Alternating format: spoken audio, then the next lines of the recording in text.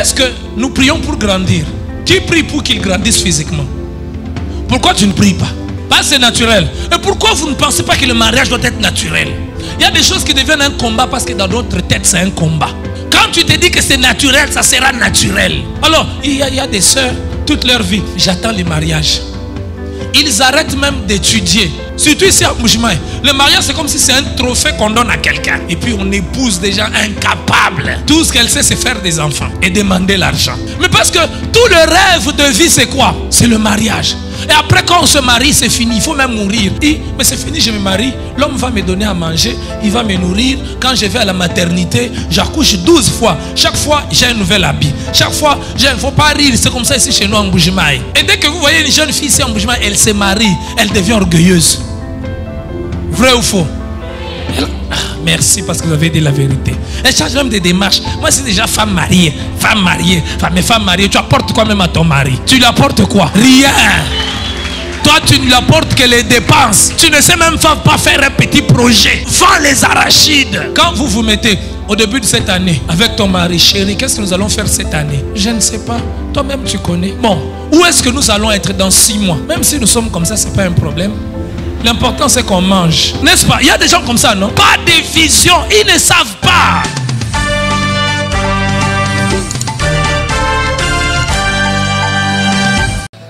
Ok. Alors, madame, maman Rachel, vous allez prendre ça et fermer la bandée. Fermez ses yeux. Portez-moi. On peut diminuer le son du clavier. Ok. Vous avez... Ok, laissez. Maintenant, ce que je veux faire, avancer. Continue à avancer. Continue encore à avancer. Continue encore à avancer. Avance, avance, avance, avance. Avance, avance. Avance encore. Là, elle ne peut plus avancer. Pourquoi elle ne peut plus avancer? Il y a quoi? Ok, vous voyez, mais elle ne voit pas. Mais si on enlevait ça, madame veut venir ouvrir? Ou même bon? Ok. Ok. Maintenant, regardez là où vous étiez en train d'aller. Madame, voyez là où vous étiez en train d'aller. Maintenant qu'on a enlevé, vous pouvez avancer. Avancer. Mais vous pouvez encore avancer. Pourquoi vous ne pouvez plus avancer? Parce que vous allez tomber. Mais quand vous ne voyez pas, vous pouviez encore avancer. Pourquoi vous pouviez avancer quand vous ne voyez pas? Parce qu'elle ne voyait pas où elle partait. La prédication est finie. C'est simple. Maintenant, je vais expliquer. Notre thème, comprendre l'importance de la vision. Pourquoi nous abordons ce sujet? Parce que personne ne peut progresser, personne ne peut aller de l'avant s'il n'a pas une vision claire. Et la vision dont on parle, ce n'est pas d'abord ce que nous voyons avec les yeux. C'est au-delà de ce que nous voyons avec les yeux physiques. Ce que nous voyons avec les yeux physiques nous permettent de marcher, nous permettent de faire des pas. Mais cela ne nous permet pas d'avancer dans la vie. Il y a des gens qui ont les yeux ouverts, mais qui ne voient rien. La vision dont nous voulons parler ici, c'est cette vision qui ne dépend pas de ce que nos yeux voient, mais ce que nous voyons avec notre cœur, avec notre homme intérieur. Les sages disent, lorsque le peuple est sans vision, il est sans frein. Rien ne peut le retenir. Elle était sans frein. Elle ne voyait pas. Elle pouvait continuer à avancer. Elle allait tomber parce qu'elle ne voyait pas. Il y a aussi des personnes, c'est avec leurs propres yeux physiques qu'ils n'arrivent à rien voir. Quand il a besoin que quelqu'un le tienne, que quelqu'un l'aide pour avancer, que quelqu'un le soutienne pour faire quoi? Pour progresser. Il y a des gens, maintenant dans leur vie, dans leur marche de tout le jour, ils n'ont pas de vision. Ils ne voient rien. Nous abordons ce sujet parce que personne ne peut progresser sans vision. Deuxièmement, nous abordons ce sujet parce que Dieu a un plan sur chacun de nous. Quand nous parlons de la vision, nous ne parlons pas des ambitions. Nous ne parlons pas des rêves. Tu peux avoir un rêve, tu peux avoir une ambition. La vraie vision, c'est découvrir qu'est-ce que Dieu veut sur ta vie. Comment Dieu te voit, comment Dieu te considère. Plusieurs personnes ont confondu les ambitions et la vision. Ils ont voulu atteindre des choses parce qu'il a vu l'autre a atteint. Ils ont voulu faire des choses parce qu'ils ont vu les autres les faire. Ils n'ont pas compris que la vraie vision, c'est le rêve que Dieu a sur toi. Comment Dieu te voit demain. Et j'aimerais nous proposer un homme de vision qui s'appelait l'apôtre Paul. 1 Corinthiens 9, le verset 26. Moi donc, je cours, mais non pas à l'aventure. Je donne 2 coups de poing, mais non pas pour battre l'air. Au contraire, je traite durement mon corps. Et je le tiens assujetti de peur, après avoir prêché aux autres, d'être moi-même disqualifié. Paul savait où il allait. Il n'était pas encore arrivé, mais il savait où il devait aller. Parce qu'il savait où il devait aller, il devait adopter un style de vie différent. Alors, je ne vais pas nous donner des définitions classiques, académiques de la vision. Je veux nous donner des définitions simples. C'est quoi la vision? La vision, c'est premièrement une représentation mentale de l'avenir que l'on souhaite. C'est-à-dire, dans ta tête, tu te représentes comment tu veux que demain soit. La vision, c'est une représentation mentale de l'avenir que nous souhaitons. L'avenir, que dis-je?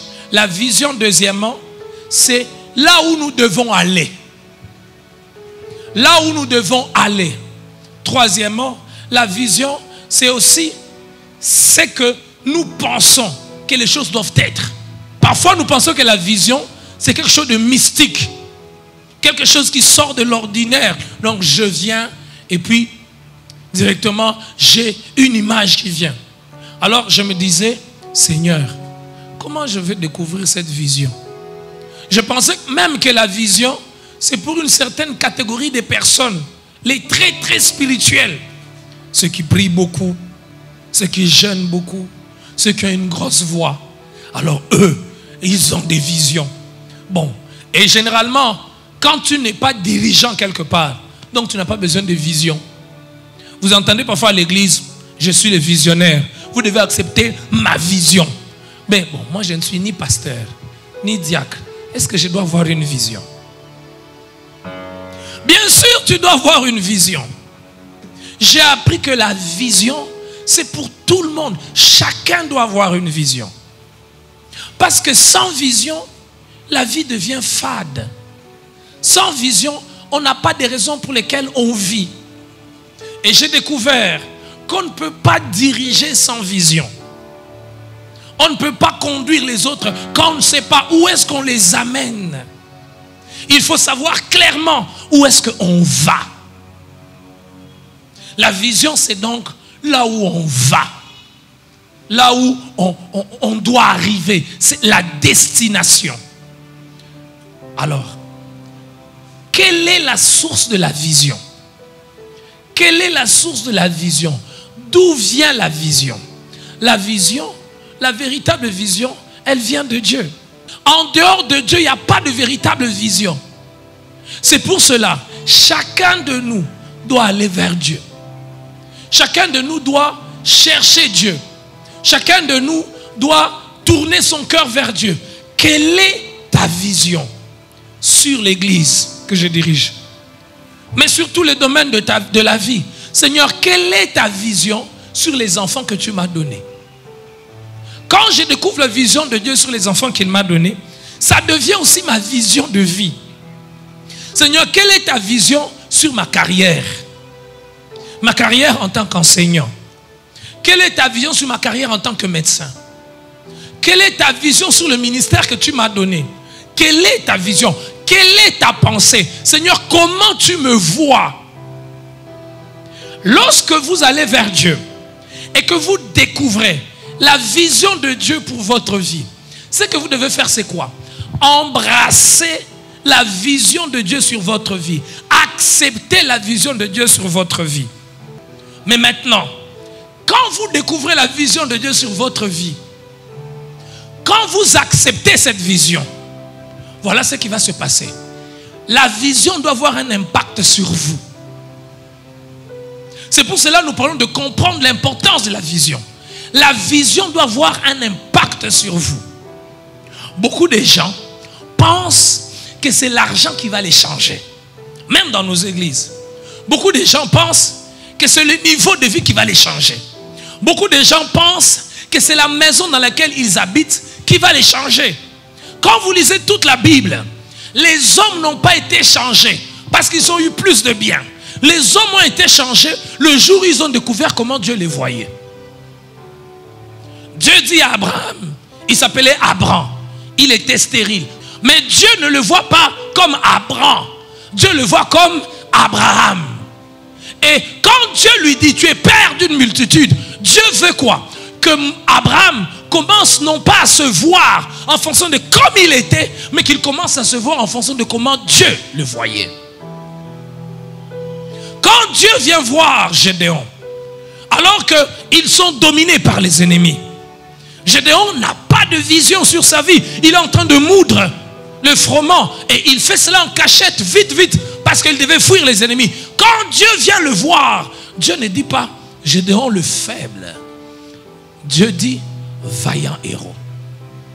C'était ça la vision de Dieu. Donc Gédéon, il était simple, issu d'une petite famille, médiocre, il n'avait rien.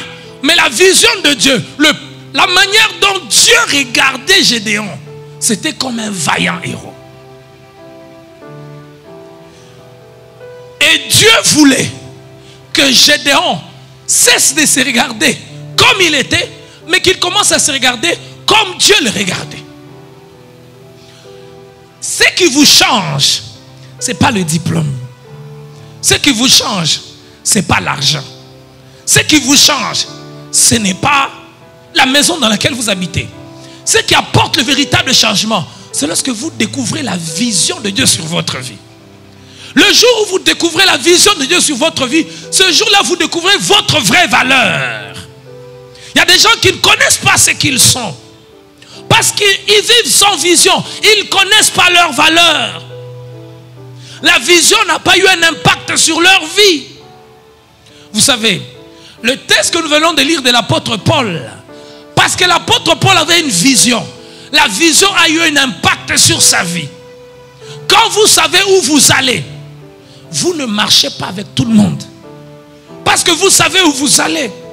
Vous ne serez pas amis de tout le monde. Parce que vous savez où vous allez. Quand vous savez où vous allez, vous n'allez pas vivre comme tout le monde. Vous n'allez pas vous habiller comme tout le monde. Parce que vous savez où vous allez. Quand vous savez où vous allez, vous n'allez pas aimer tout le monde. Toutes les femmes ne sont pas mariables. Toutes les filles ne doivent pas être tes épouses à toi. Quand tu sais où tu vas, tu sais ce que tu dois apprendre. Quand tu sais où tu vas, tu sais où tu ne dois pas partir. Quand tu sais où tu vas, tu sais les genres de sacrifices que tu dois faire. Quand tu sais où tu vas, tu sais les genres des habitudes que tu dois abandonner. Quand vous voyez quelqu'un qui vit comme tout le monde, c'est qu'il ne sait pas où il va. Quand Dieu avait une vision sur Samson, Samson était le libérateur. Samson devait être celui qui devait affranchir le peuple. Qu'est-ce qui se passe? Parce qu'il devait jouer le rôle de celui qui affranchit. Parce qu'il devait jouer le rôle de celui qui libère. Il y a des choses qu'il ne pouvait pas faire. Prends le papier. Écris dans 5 ans. Tu seras quoi? Dans 5 ans, tu seras où? 5 ans même, c'est beaucoup. À la fin de cette année, tu seras à quel stade?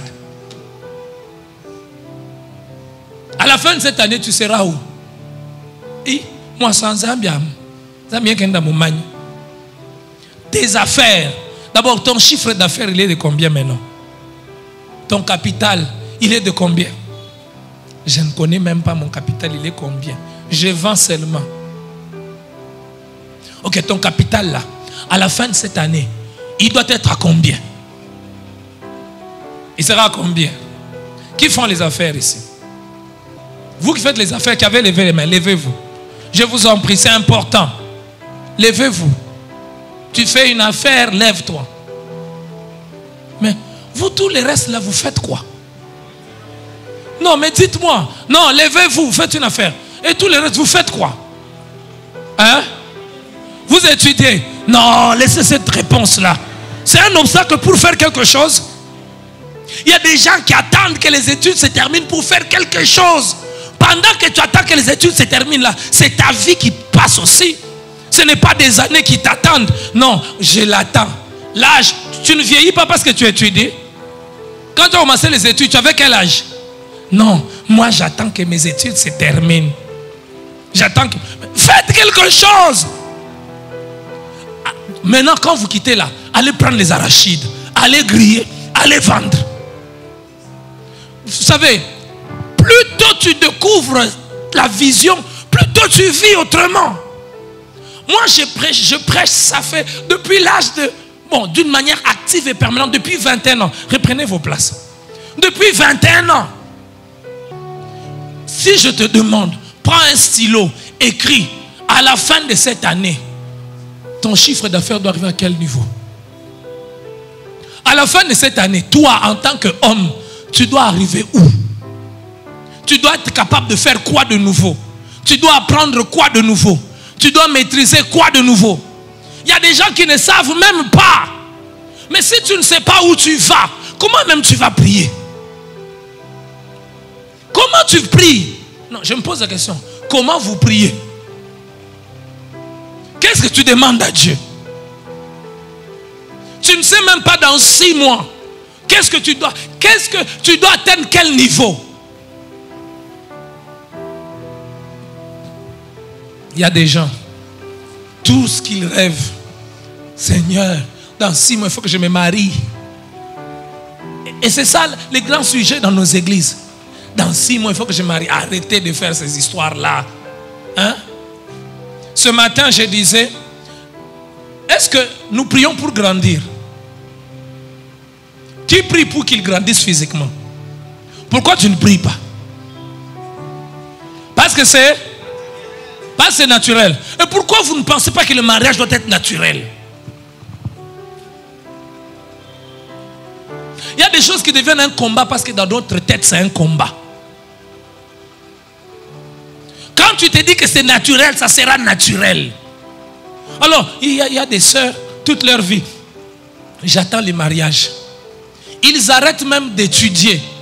Surtout ici à Mbujimaï. Le mariage, c'est comme si c'est un trophée qu'on donne à quelqu'un. Et puis on épouse des gens incapables. Tout ce qu'elle sait, c'est faire des enfants. Et demander l'argent. Pas ma femme, hein.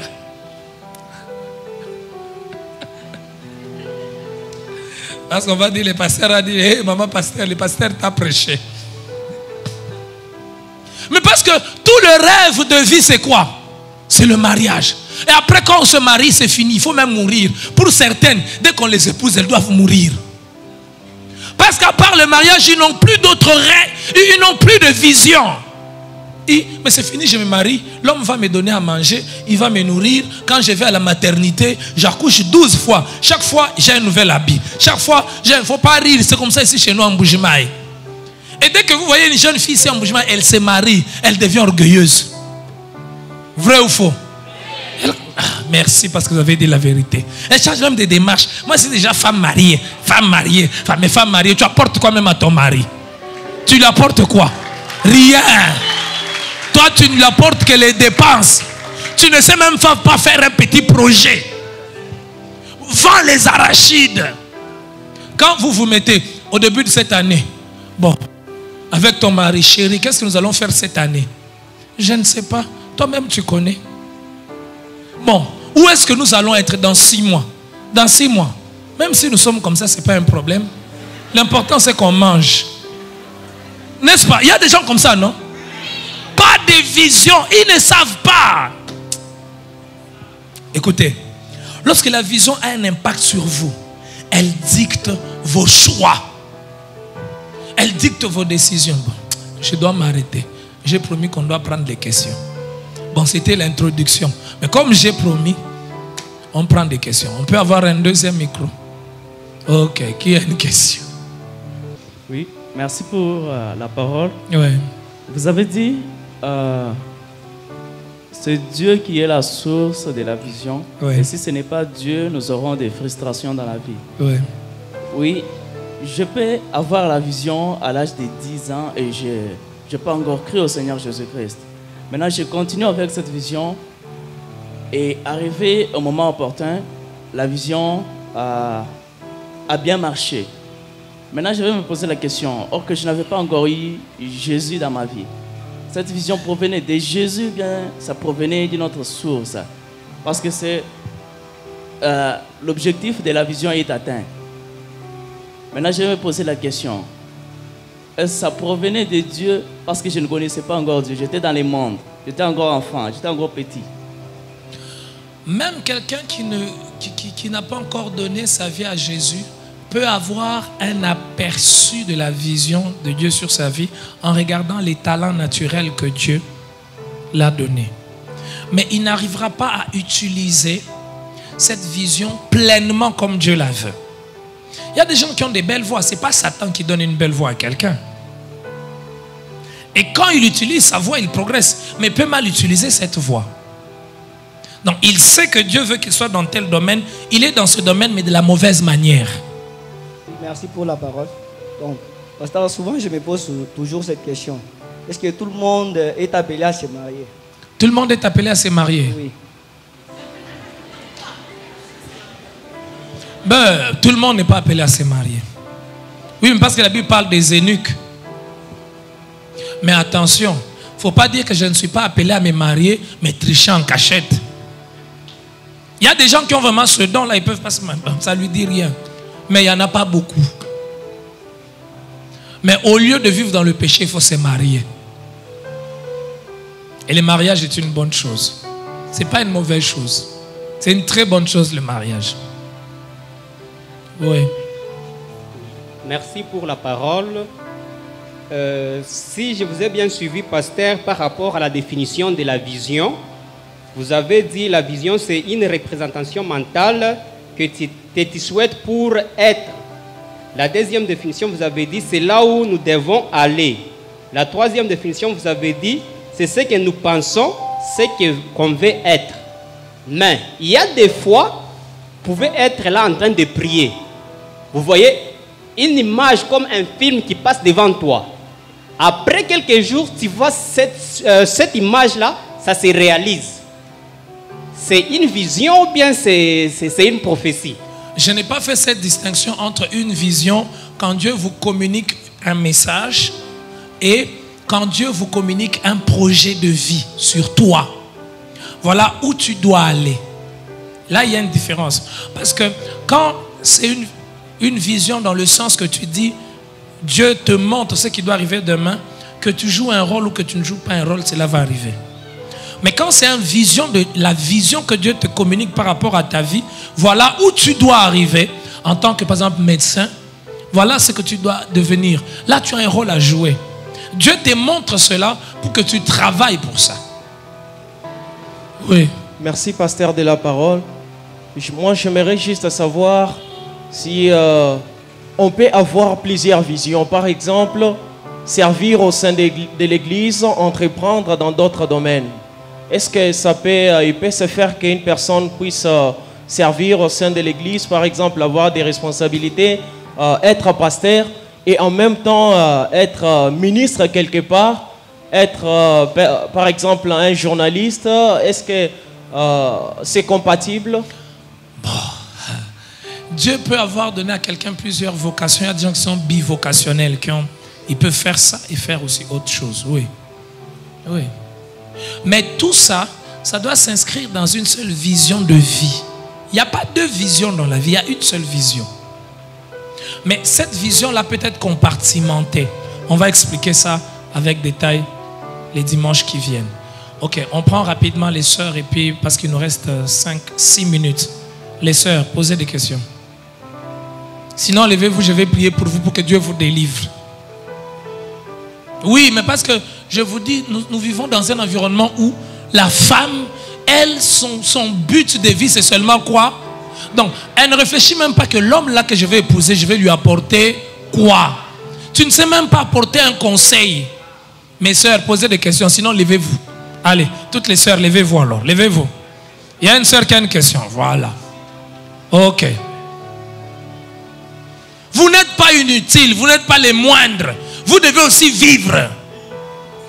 Merci, pasteur, pour la parole. Merci, ma sœur. Je voulais juste savoir comment on peut découvrir le plan de Dieu sur notre vie. C'est ce que nous allons parler le dimanche prochain. Comment découvrir la vision de Dieu sur sa vie. Une autre sœur.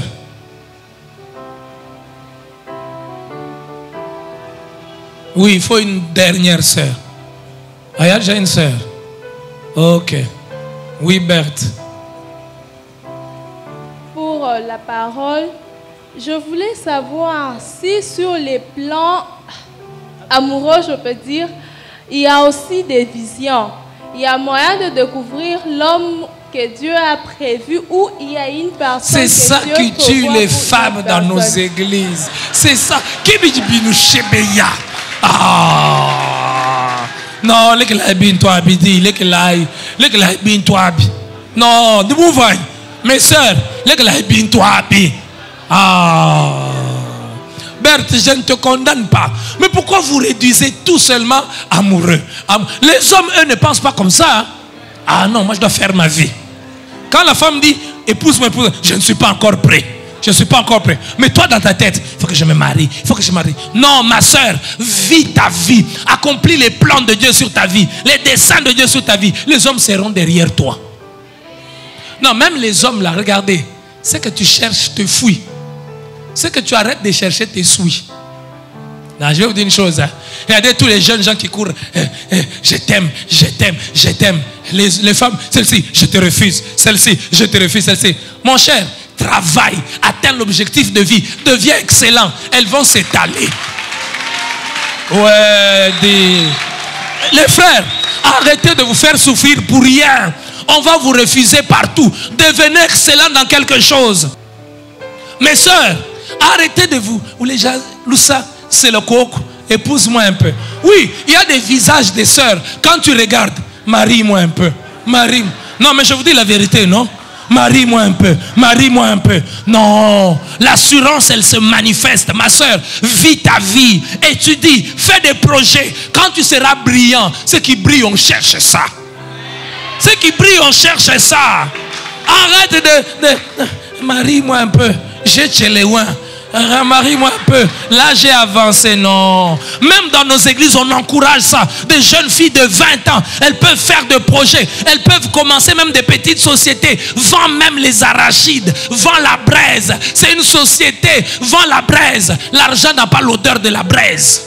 Vends la braise, jeune fille. Arrête de te dire, oh, je me maquille. Tu souffres, tu maquilles, tu te maquilles. La finalité, c'est quoi? Qu'on me voie un peu. Qu'on me voie un peu. Le temps que tu passes là pour te maquiller, tu vois les minutes que tu passes là, réfléchis. Qu'est-ce que je peux faire de ma vie? Réfléchis. Qu'est-ce que je peux impacter? Comment je peux apporter une solution aux problèmes qui sont autour de moi? Tu verras que les hommes respectent les femmes qui se distinguent. Mais si toi tu es là seulement en train d'attendre, tu seras comme les ballons pour les hommes. Ils t'aiment, ils te refusent, ils t'aiment. Vous savez, il y a des hommes, hein, il y a des femmes, ils ne peuvent pas les refuser. Tu lui dis, moi et toi c'est fini. Demain il est à ta porte. Le lendemain il est encore à ta porte. Le lendemain, mais toi, visage, marie-moi, marie-moi. Si tu me refuses, je vais mourir. Berthe, travaille, le travail que tu fais là, travaille, économise. Et puis commence à acheter un peu de marchandises. J'ai envie de dire, hein, mes soeurs, on vous a beaucoup maintenu dans la médiocrité dans nos églises. En pensant que vous, tout ce que vous pouvez demander à Dieu, c'est seulement les mariages. Arrêtez ça, dit, arrêtez. Cette année, il y aura des mariages en cascade. Mais je ne veux plus prier, Seigneur, que les sœurs se marient. Non, elles vont se marier. Maintenant, je vais prier, Seigneur, que nos sœurs soient excellentes.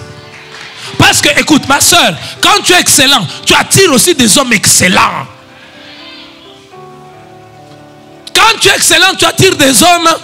Mais pourquoi vous savez pourquoi on a mis l'argent dans la sonorisation ici? Pourquoi on veut faire une très belle estrade? Parce que quand on est excellent, on attire des gens excellents. Ma soeur, investis en toi. Laisse d'investir dans les mascaras. Laisse. Laisse. Je ne dis pas que c'est mauvais, hein, mais n'exagère pas. Parce qu'il y en a qui deviennent comme des chats. Oui, il faut qu'on dise ça à l'église. Il y en a qui deviennent comme... Ils passent toute une journée. Il y en a même qui mettent des trucs dans les yeux. Laisse. Vous savez que derrière un maquillage... Moi, je fais la médecine. Derrière un maquillage excessif, il y a un problème de complexe. Ceux qui sont sûrs d'eux-mêmes ne se maquillent pas excessivement. Permettez-moi de vous... Est-ce que vous savez cela? Les hommes, quand tu vois une femme qui se maquille excessivement, elle a un problème de complexe quelque part. Est-ce que vous pouvez dire Amen? Bon, on va continuer les dimanches prochains.